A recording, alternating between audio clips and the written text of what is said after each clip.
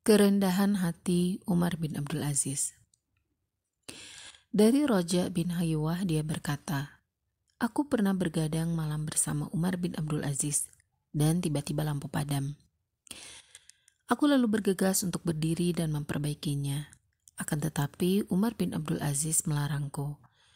Setelah itu dia memperbaikinya sendiri dan duduk kembali. Lalu dia berkata, 'Jika kamu berdiri, maka aku tetap Umar bin Abdul Aziz.' Maksudnya adalah orang biasa yang tidak perlu diistimewakan. 'Dan jika kamu duduk, maka aku juga tetap Umar bin Abdul Aziz.' Dan celakalah seseorang yang mempekerjakan tamunya." Dari Ayub dia berkata, ada seseorang yang bertanya kepada Umar bin Abdul Aziz, "Wahai Amirul Mukminin, jika Anda datang ke Madinah dan Allah berkehendak mencabut nyawa Anda, kemudian Anda dikuburkan bersama Rasulullah SAW, Abu Bakar As-Siddiq dan Umar bin Khattab radhiyallahu anhuma sebagai makam yang keempat, bagaimana menurut Anda?" Mendengar itu Umar menjawab, "Demi Allah, jika dia berkehendak menyiksaku dengan segala macam siksa penderitaan kecuali api neraka, maka sesungguhnya aku tidak bersabar, ingin segera merasakannya. Dan itu lebih aku senangi daripada Allah mengetahui hatiku bahwa aku tahu sesungguhnya aku memang berhak untuk dikuburkan di sana." Dari Bashir bin Al-Harith dia berkata, ada seorang lelaki yang memandangi ketampanan wajah Umar bin Abdul Aziz. Melihat itu Umar berkata, "Wahai Anda, kalaulah Anda tahu diriku sebenarnya seperti apa yang aku tahu, pasti Anda tidak memandangi wajahku seperti itu." Dari Abu Sa'id Al-Mu'addib, dari Abdul Karim dia berkata, bahwasanya pernah dikatakan kepada Umar bin Abdul Aziz, "Semoga Allah membalas kebaikan yang Anda berikan kepada Islam." Umar menjawab, "Tidak, tetapi semoga Allah memberikan kebaikan kepada Islam karenaku." Dari Umar bin Hafs, dia berkata, guru kami telah memberitahukan kepada kami bahwasanya Umar bin Abdul Aziz pernah menjadi wali kota Dabiq. Pada suatu ketika dia mengadakan inspeksi, melihat-lihat kondisi warganya bersama dengan seorang pengawalnya pada malam hari. Umar kemudian masuk ke masjid. Ketika dia berjalan di dalam masjid yang gelap, dia tersandung oleh seseorang yang sedang tidur, sehingga orang tersebut terbangun dan berusaha mengetahui siapa yang mengganggu tidurnya. Orang itu berkata, "Apakah Anda orang gila?" Umar menjawab, "Tidak." Mendengar omongan yang kasar dari orang itu, pengawalnya naik pitam. Namun buru-buru Umar bin Abdul Aziz berkata kepadanya, "Sabar, dia hanya bertanya kepadaku, apakah Anda ini orang gila?" Kemudian aku jawab tidak. Komitmen Umar bin Abdul Aziz terhadap sunnah Rasulullah SAW. Dari Ziyad bin Mikhraq, dia berkata, aku pernah mendengar Umar bin Abdul Aziz berkhutbah di hadapan warganya. Kalaulah bukan karena sunnah yang aku hidupkan atau bid'ah yang aku pecundangi, niscaya aku akan menjadi hina dan tidak bisa hidup mulia dan terhormat. Az-Zahabi berkata, pada masa kekhalifahan Umar bin Abdul Aziz muncul pengkhianatan yang dilakukan oleh seseorang bernama Ghailan. Orang itu lalu disuruhnya bertaubat. Menanggapi hal ini, Ghailan berkata, aku telah melakukan kesesatan dan Anda telah memberikan petunjuk kebenaran kepadaku. Lalu Umar bin Abdul Aziz menjawab,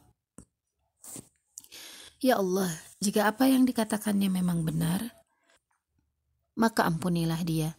Dan jika tidak, maka saliblah dia, potonglah kedua kaki dan kedua tangannya.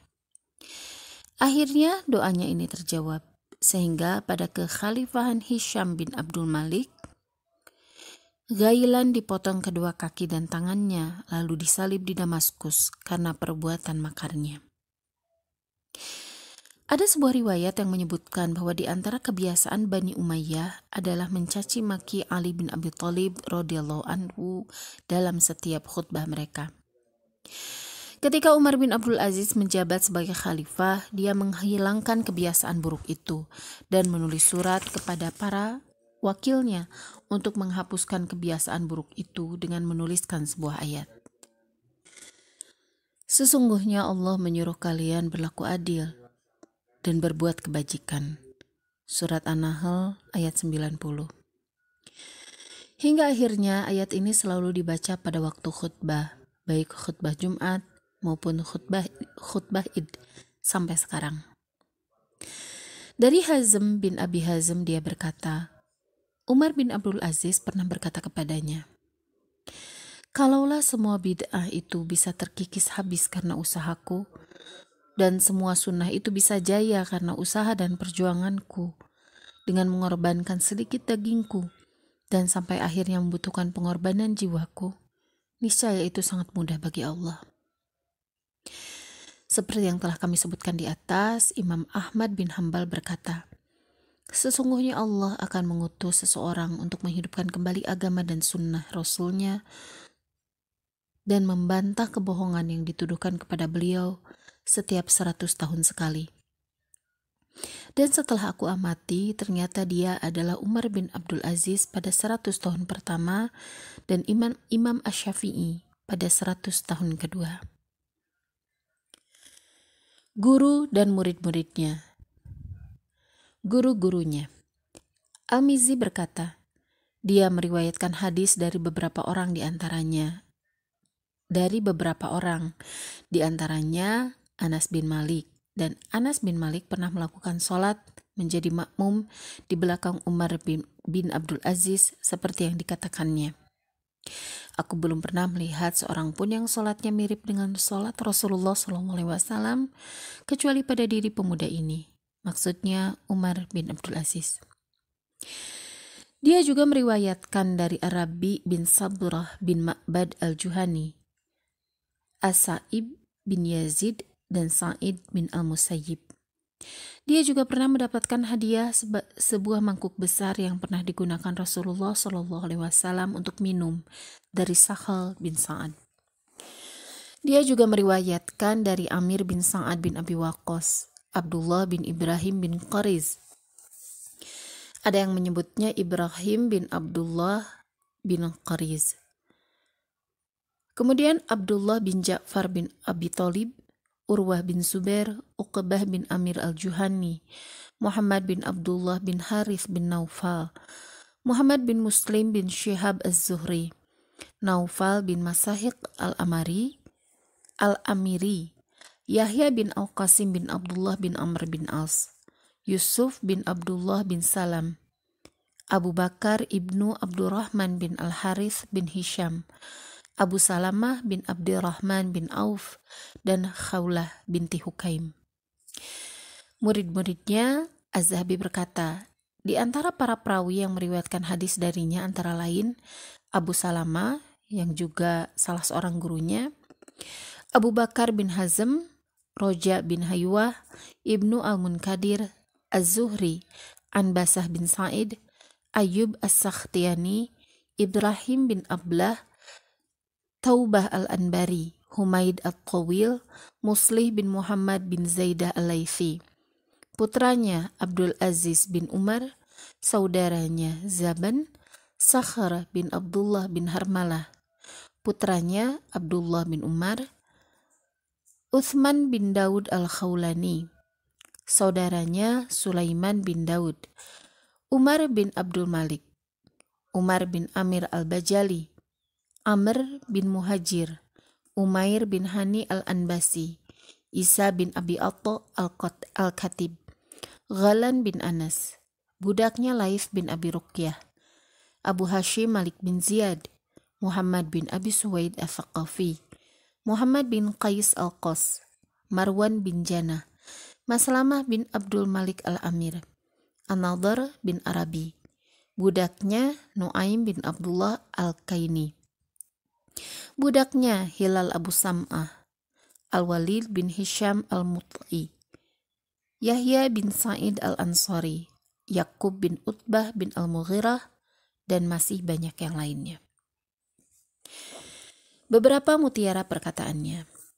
Abu al-Hasan al-Madini berkata, Umar bin Abdul Aziz pernah menulis sepucuk surat kepada Umar bin Ubaidillah bin Abdullah bin Utbah sebagai ucapan belasungkawa atas meninggalnya putranya. Bunyi surat itu adalah sebagai berikut. Sesungguhnya kita adalah kaum penghuni akhirat yang ditempatkan di dunia. Kita adalah orang-orang mati keturunan dari orang-orang mati. Dan yang mengherankan adalah adanya mayat yang menulis surat kepada mayat, berbelasungkawa kepada kematian. Berbelasungkawa karena kematian. Wassalam. Dari Hamzah Al-Jazari dia berkata, Umar bin Abdul Aziz pernah menulis sepucuk surat kepada seseorang. Aku mewasiatkan kepadamu agar bertakwa kepada Allah Subhanahu wa Ta'ala, yang tidak menerima amal ibadah seseorang kecuali disertai dengan rasa takut kepadanya, tidak memberikan kasih sayangnya kecuali kepada yang berhak, yaitu mereka yang bertakwa. Dia tidak memberikan pahala kecuali karena takwa. Sesungguhnya banyak orang yang memberikan nasihat dan himbauan, akan tetapi sedikit dari mereka yang mengerjakannya. Dari Umar bin Muhammad Al-Makki dia berkata, Umar bin Abdul Aziz pernah memberikan khutbah yang berisi, sesungguhnya dunia ini bukanlah tempat tinggal yang sejati dan abadi bagi kalian. Dunia adalah tempat yang telah ditentukan Allah Subhanahu wa Ta'ala untuk hancur dan mengharuskan kepada penghuninya untuk pergi. Berapa banyak orang yang tadinya kuat dan menguasai, namun hancur dalam waktu sekejap. Berapa banyak orang yang bermukim, namun sebentar lagi harus segera pergi. Oleh karena itu, persiapkanlah perbekalan dan kendaraan kalian dengan sebaik-baiknya untuk perjalanan pulang. Perbanyaklah bekal kalian, dan sesungguhnya sebaik-baik bekal adalah bertakwa kepada Allah. Sesungguhnya takwa kepada Allah akan menjadi pelindung bagi seseorang di hari yang tidak ada perlindungan kecuali karena rahmat-Nya. Di saat anak-anak Adam saling berlomba-lomba mencari kenikmatan dunia dan menentramkan diri dengan banyak harta. Akan tetapi, ketika Allah telah menetapkan keputusannya dengan memastikan kematian mereka dan mencabut semua kenikmatan dunia, mereka harus menghadap Yang Maha Kuasa untuk mempertanggungjawabkan perbuatan yang dilakukannya. Sesungguhnya, kesenangan dan kenikmatan dunia tidaklah sebanding dengan kesengsaraan yang akan menimpanya.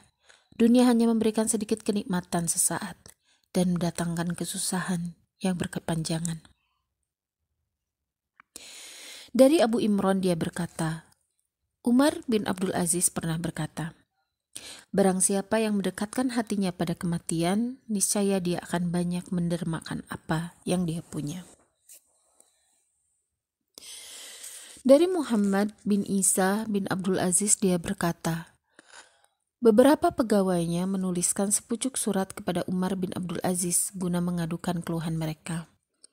Isi surat itu adalah, sesungguhnya daerah kami telah rusak. Jika Amirul Mukminin berkenan memberikan kecurangan dana, maka kami akan merenovasinya. Kemudian dia menuliskan jawabannya. Aku telah memahami maksud dari surat yang kalian kirimkan. Kalian telah menyebutkan bahwa daerah kalian telah rusak. Jika kalian membaca suratku ini, maka jagalah dengan baik dan adil. Bersihkan jalannya dari kezaliman, maksudnya korupsi dan semacamnya, karena kezaliman itulah yang merusaknya. Wassalam. Dari seseorang dari keturunan Utsman bin Affan radhiyallahu anhu dia berkata, sesungguhnya Umar bin Abdul Aziz dalam sebagian khutbahnya mengatakan, sesungguhnya setiap perjalanan itu mengharuskan persediaan dan perbekalan, maka perbanyaklah perbekalan kalian untuk perjalanan dari dunia ke akhirat. Jadilah kalian seperti orang yang telah diperlihatkan oleh Allah tentang pahala dan siksanya, yang kemudian menuju ketaatan kepada Allah untuk mencapai pahalanya dan takut dari siksanya. Dan janganlah kalian panjang angan-angan, karena hal itu akan menjadikan keras hati pada diri kalian dan memudahkan musuh menghancurkan kalian. Demi Allah, seseorang yang berangan-angan pagi hari, dia mungkin tidak akan menemui waktu sore. Begitu juga dia yang berangan-angan pada sore hari, mungkin tidak akan menemukan waktu pagi, bahkan dalam sekejap.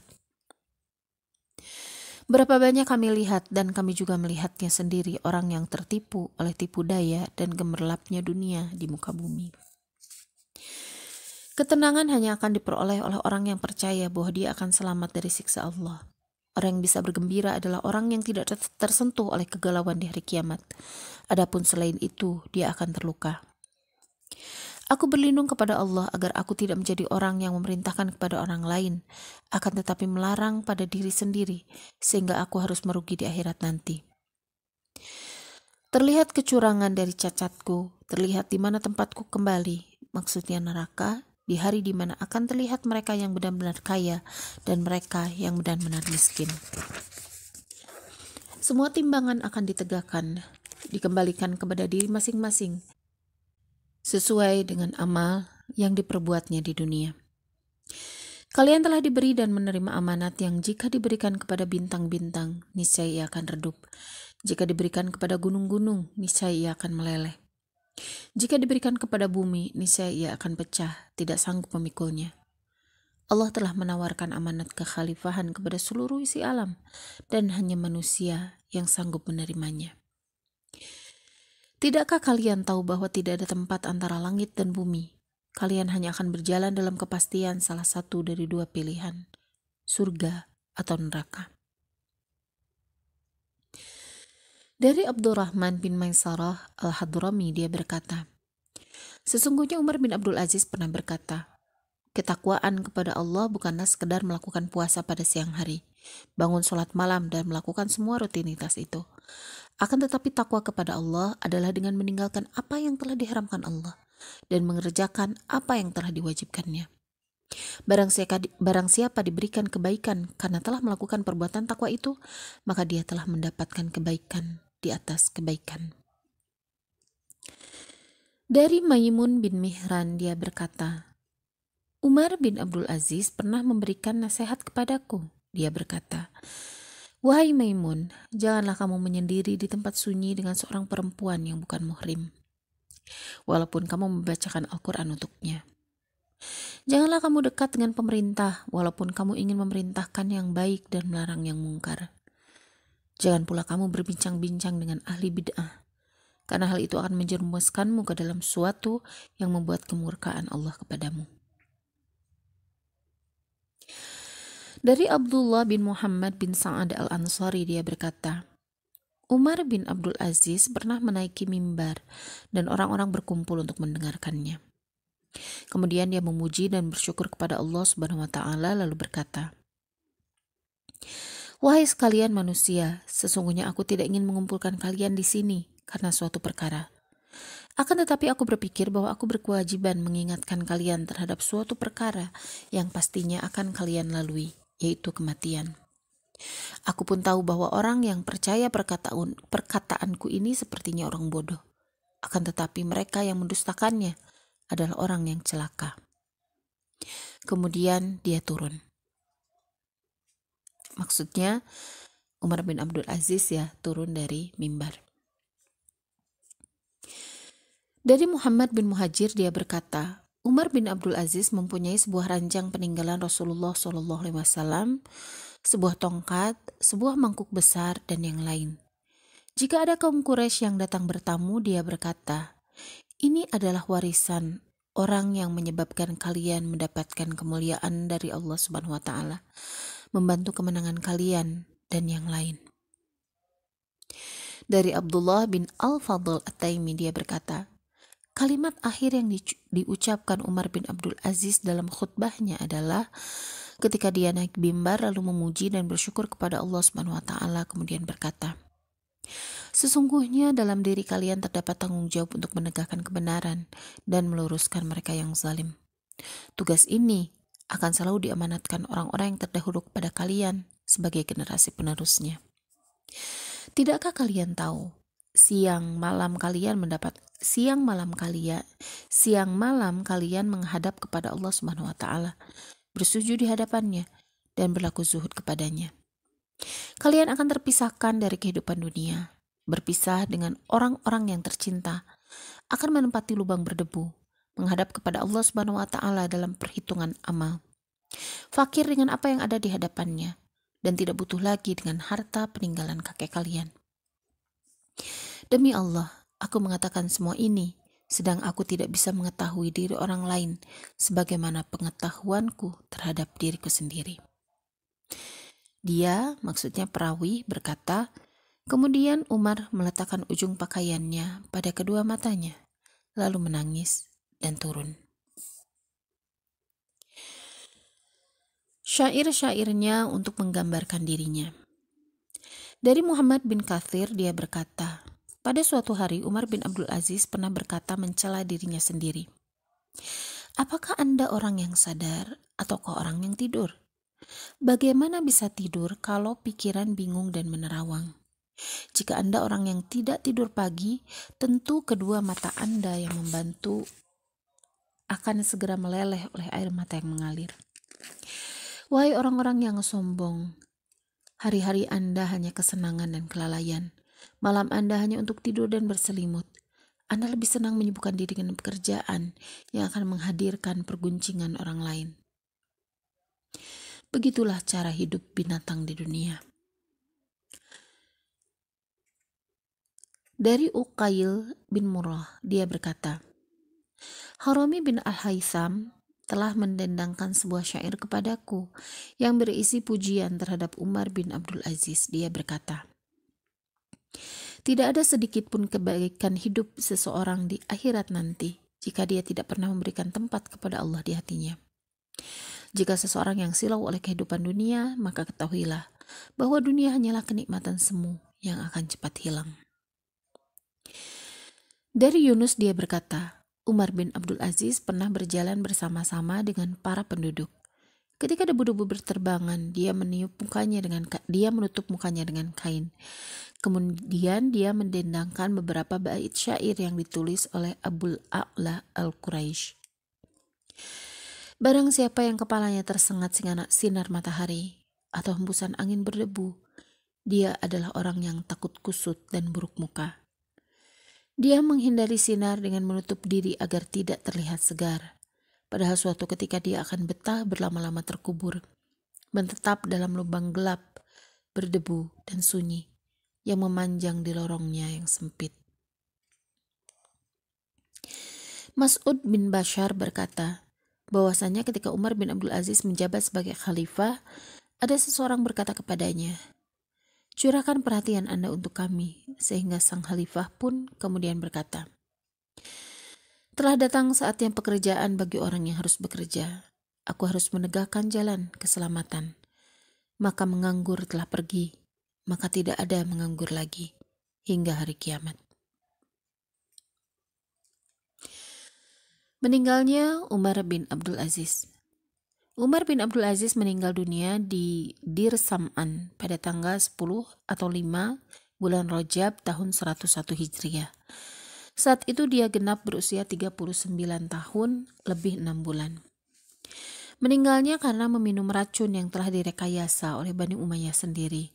Karena Umar bin Abdul Aziz dikenal tegas terhadap kezaliman mereka, mencabut semua kekebalan hukum dan hak istimewa mereka, serta memutus sumber daya kekayaan mereka. Dia memang mengabaikan kehati-hatian dan pengamanan pada dirinya. Mujahid berkata, Umar bin Abdul Aziz berkata kepadaku, apa yang dikatakan orang-orang tentangku? Aku berkata, mereka mengatakan bahwa Anda terkena sihir. Dia berkata, aku tidak terkena sihir. Sesungguhnya aku tahu saat diberi minuman beracun. Sang khalifah kemudian memanggil budaknya dan lantas berkata kepadanya, celakalah kamu, apa yang membuatmu tega memberikan minuman beracun padaku? Sang budak menjawab, aku mendapatkan 1000 dinar dan dimerdekakan. Dia berkata, mana uang itu? Budak itu datang, mengambil dan memberikan uang tersebut. Kemudian Umar bin Abdul Aziz menaruhnya di Baitul Mal. Selanjutnya Umar berkata, pergilah kamu ke tempat yang sekiranya tidak diketahui oleh siapapun. Dari Al-Mughirah bin Al-Hukaim dia berkata, Fatimah binti Abdul Malik, istri Umar bin Abdul Aziz, telah memberitahukan kepadaku. Dia berkata, aku pernah mendengar suara Umar bin Abdul Aziz dalam sakitnya yang mengantarkannya kepada kematian. Dia berkata, ya Allah, ringankanlah beban mereka karena kematianku, walaupun sesaat saja dalam sehari. Pada hari kematiannya, aku keluar dan duduk di ruangan yang lain, yang dipisahkan sebuah pintu.